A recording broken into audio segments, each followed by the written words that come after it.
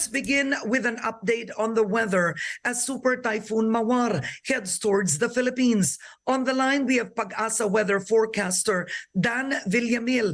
Dan, magandang umaga. Magandang umaga, Miss Karen, at sa ating mga taga-subaybay dito sa ANC. Dan, can you give us an update on the weather? What should we expect today and the coming weekend? Starting late Sunday, so Sunday evening, and up until early next week from Monday to Tuesday, posible na po nating maranasan yung mga direktang epekto nitong si Mawar, yung hangin at ulan sa extreme northern Luzon area. So that includes Batanes, Babuyan Islands, and mainland Cagayan. Meanwhile, here in Metro Manila and the western sections of southern Luzon, western sections of Visayas and Mindanao, dahil ay inaasahan natin ang posibleng pag-iral ng hanging habagat sa southwest monsoon, ay makakaranas rin po tayo ng mga pag-ulan. All right. So Dan, I know that Northern Luzon, is this still correct? Northern Luzon will be most affected? Yes po, sila po yung pinaka-maapektuhan ng hangin at ulan na direktang epekto nitong si Mawar.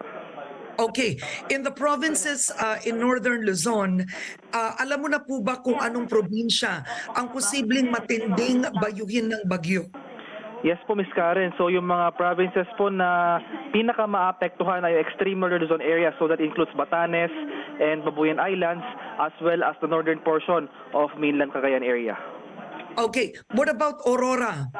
So sa Aurora po, malakas na mahangin rin yung ating inaasahan. Actually sa mga susunod na araw, Ms. Karen, possible rin po yung pagtaas ng gale warning sa mga silangang bahagi ng Luzon area dahil nga inaasahan na rin natin yung malalakas na alon na dala nitong bagyo. So more in particular sa Isabela area, strong winds and possible rains rin yung ating mararanasan. All right. What about Nueva Ecija, Tarlac, Zambales? For the rest of Central Luzon, dahil naman po sa epekto nitong habagat or yung southwest monsoon, asahan rin po natin yung mga dire-diretsong pag-ulan starting late Sunday until early next week. All right, I want to ask you, yung mga kababayan natin sa Mindanao, anong dapat nilang asahan? Posible ba silang madaanan man lang mahapyawan ng bagyo? Well, as of now, kasi Miss Karen, no, yung tinatawag natin southwest wind flow o yung hangin na nanggagaling sa timog kanluran ay kasalukuyan nagpapaulan sa western and central portions ng Mindanao. And as early as sa Sunday, posible na rin na buong Mindanao, so that includes the eastern sections, Caraga and Davao region, magsisimula na rin silang makaranas sa mga pag-ulan na dala ng habagat. All right, thank you very much, Pag-asa weather forecaster Dan Villamil. The Philippine government now on an all-hands-on-deck approach for Super Typhoon Mawar. President Ferdinand Marcos Jr. says he has made sure funds and food packs are pre-positioned. Response teams are also now on standby. Marcos also says local government units are ready in areas that may be affected by Mawar. As part of government preparations for Super Typhoon Mawar, the Metropolitan Manila Development Authority puts on standby its search and rescue teams. Rescue equipment like life vests and fiberglass and rubber boats are also now ready for deployment.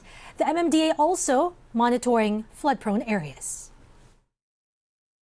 Ito pong parating na bagyo, masasabi natin na blessing po ito at a curse. Blessing dahil may dala po itong tubig. Hopefully mapuno yung ating mga dams at makakatulong po to na ma-mitigate yung posibleng epekto ng El Nino. Pero pwede rin po ito maging curse dahil kung sobra naman po ang dami ng tubig na dadalhin na itong bagyo na ito ay pwede po magdulot ng pagbaha. At ganon din po yung hangin dahil ito po ay medyo malakas.